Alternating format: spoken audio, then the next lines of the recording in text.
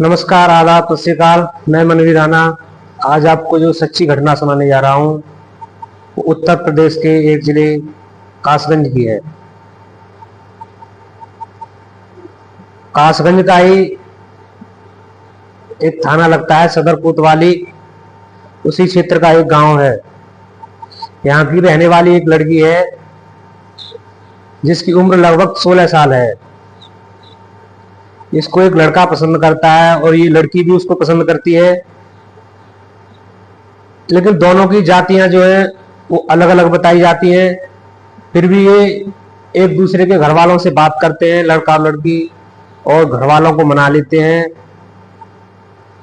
और एक दूसरे के साथ जिंदगी बिताना चाहते हैं। हालांकि अभी इनकी शादी की उम्र नहीं थी, फिर भी 7 अप्रैल 2025 को इनकी सगाई हो जाती है और ये एक दूसरे के मंगेतर बन जाते हैं। अब चूंकि सगाई हो चुकी थी तो दोनों पे पहले जैसी पाबंदियां नहीं थी। 10 अप्रैल 2025 की बात है। लड़का अपनी बाइक उठाता है और लड़की को लेके कासगंज जाता है। वहां डीएसओ कार्यालय में उसे अपने राशन कार्ड का जो आवेदन है वो अप्लाई करना था। तो आवेदन करने में काफी टाइम लग जाता है और दोपहर हो जाती है। जब ये लोग अपने घर के तरफ आ रहे थे, लगभग 2:30 बजे की बात है, तो वहां एक हजारा नहर पड़ती है।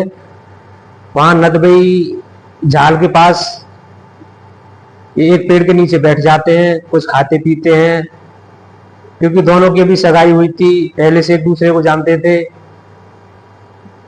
तो फिर ये फोटो खींचना शुरू कर देते हैं, एक दूसरे के साथ सेल्फी लेना शुरू कर देते हैं। ये उस पेड़ के नीचे आराम कर रहे थे, तभी वहां पे बाइकों पे 4-5 लोग आ जाते हैं और वो लड़की और लड़के दोनों पे छींटाकशी करने लगते हैं। इसका लड़की विरोध करती है, लड़का भी विरोध करता है, लेकिन वो जो लड़के हैं विरोध करने के बावजूद भी उनकी हिम्मत कम नहीं होती है। वो और ज्यादा उन पे छींटाकशी करने लगते हैं और बदतमीजी करना शुरू कर देते हैं। लड़की और लड़का दोनों ने विरोध ज्यादा किया तो उन्होंने उसे पीटना शुरू कर दिया और कुछ लड़के और बुला लिए। जब कुछ लड़के और बुला लेते हैं और लड़के को एक तरफ जाके ले जाकर पीटते हैं और लड़की को दूसरी तरफ झाड़ियों में ले जाते हैं। लड़की को झाड़ी में ले जाकर उसके साथ सामूहिक बलात्कार जैसा घिनौना कृत्य करते हैं। लड़की चिल्ला रही है, चीख रही है, मना कर रही है। उधर जो उसका मंगेतर है लड़का, वो भी चीख चिल्ला रहा है, मना कर रहा है कि ऐसा मत करो, ऐसा मत करो, और वो दोनों रो रहे हैं। लेकिन वो जो लड़के हैं उनको जैसा अच्छा लग रहा है वो वैसा ही कर रहे हैं। वो जो चीखने चिल्लाने की आवाज है, रोने की आवाज है, विनती करने की आवाज है, वो उनके कानों तक नहीं पहुंचती है। जैसा उनको अच्छा लगता है वो वैसा करते हैं। और हद तो तब हो जाती है जब वो लड़की के कान से बाल ही खींच लेते हैं। उसके पास जो पैसे थे, 5,000 रुपए बताए जा रहे हैं, वो छीन लेते हैं। जब ये सब कुछ हो जाता है तो लड़का उनसे जाने की अपील करता है, विनती करता है कि अब आप लोग यहां से चले जाइए। तो वो जो लड़के हैं वो लड़के से 50,000 रुपए की डिमांड करते हैं। लड़का बोलता है मेरे पास इतने पैसे नहीं है, मैं कहां से दूं आपको। तो वो उसका यूपीआई चेक करते हैं जो, और उसके यूपीआई में जो 5,000 रुपए थे वो दूसरे यूपीआई में ट्रांसफर करा लेते हैं और मौका पाते ही आराम से, बिना किसी डर, बिना किसी दहशत के, वो वहां से चले जाते हैं। अब जो लड़का लड़की है वो रो रहे हैं, बिलख रहे हैं।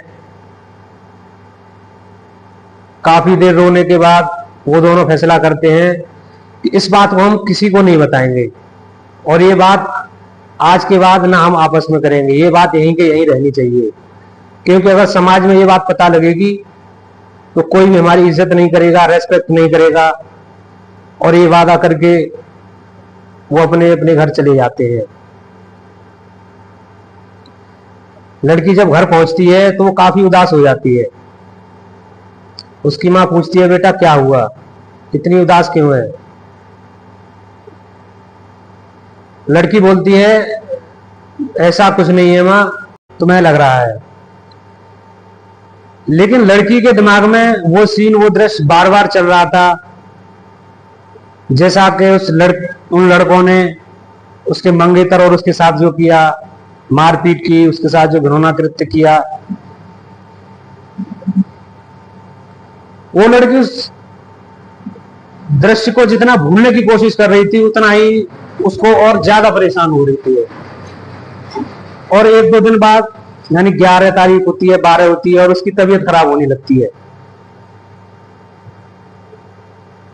तो उसकी माँ पूछती है, बेटी जिस दिन से तू बाहर गई है उस दिन से तू उदास है, कुछ परेशान है, बात बता के बात क्या है? तो वो अपनी माँ को पूरी बात बताती है। तो उसकी माँ भी रोने लगती है, वो भी रोने लगती है। फिर ये बात उसके परिवार वालों तक पहुंचती है। तो परिवार में सलाह मशवरा होता है कि उन लोगों को कैसे सजा दिलवाई जाए, कैसे उन आरोपियों को सलाखों के पीछे किया जाए। तो उनमें से कोई ये कहता है, तो ये चाइल्ड हेल्पलाइन नंबर है 1098, उस पर कॉल करते हैं और वहां अपनी शिकायत दर्ज करवाते हैं, हो सकता है उससे कुछ हो जाए।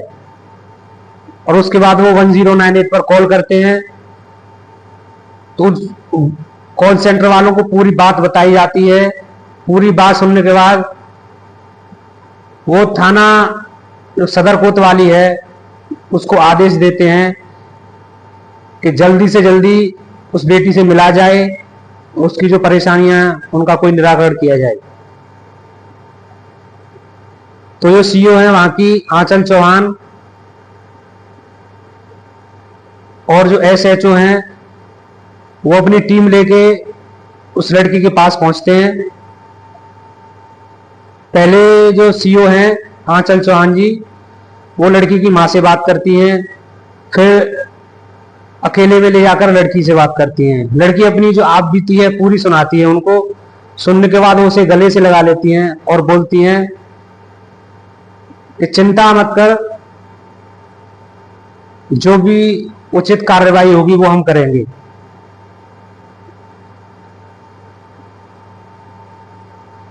अब ये बात एसपी तक पहुंचती है और धीरे धीरे मुख्यमंत्री योगी आदित्यनाथ जी तक पहुंच जाती है।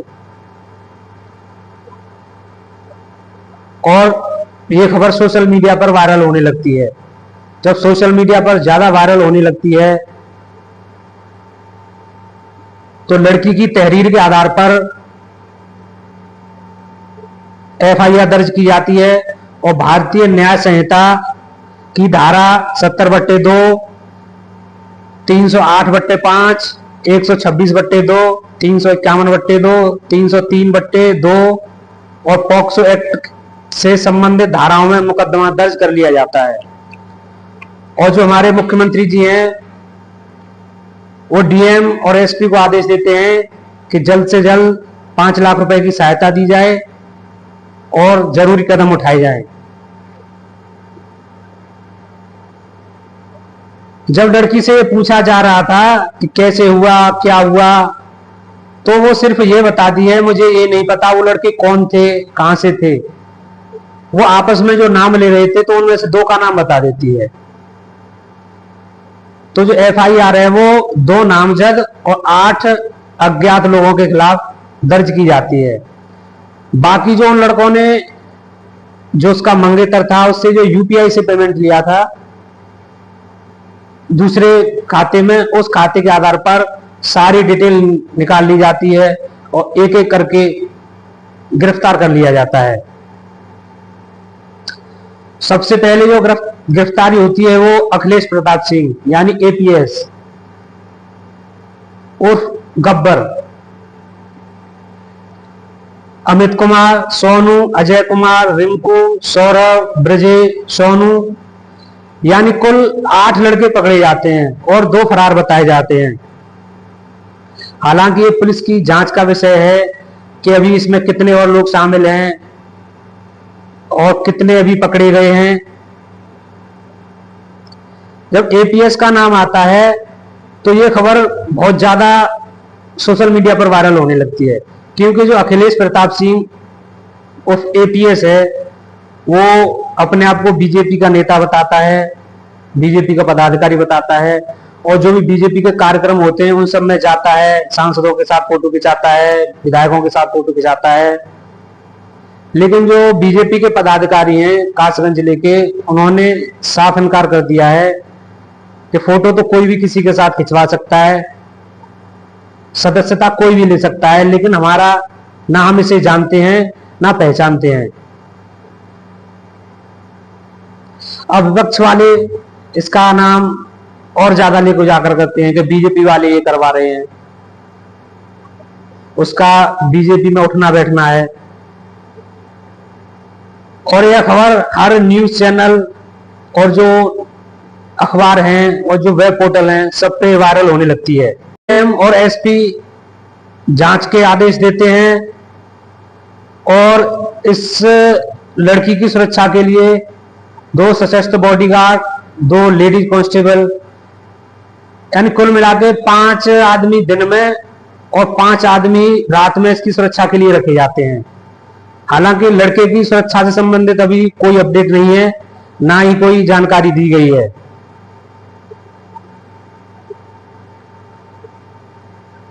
जो लड़की के जीवन में ये 7 तारीख का दिन था वो उसके लिए बहुत ज्यादा खुशी का दिन था, लेकिन जो 10 तारीख का दिन है उनके जीवन में वो दुख दर्द लेके आता है जिसे वो चाहकर भी नहीं मिटा सकते।